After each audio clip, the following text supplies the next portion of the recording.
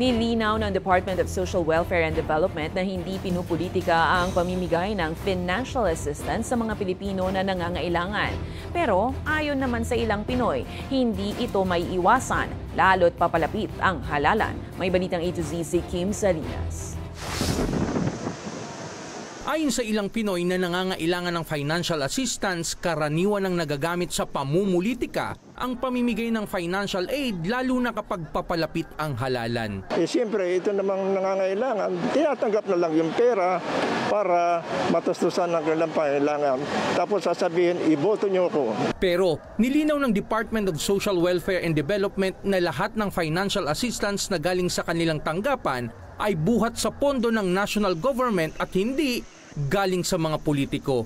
Sa programang Assistance for Individuals in Crisis o AICS, nakapagbibigay ang DSWD ng maximum na 10,000 piso na tulong pinansyal depende sa assessment ng social worker. Nire-refer ng mga officials sa DSWD para mabahagi na ng tulong.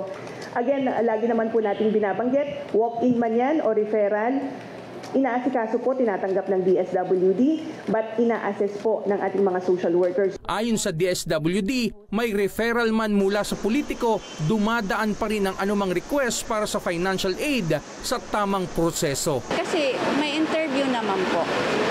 Di naman po basta-basta sila. May step 1 interview, may step 2 interview, which is the final interview.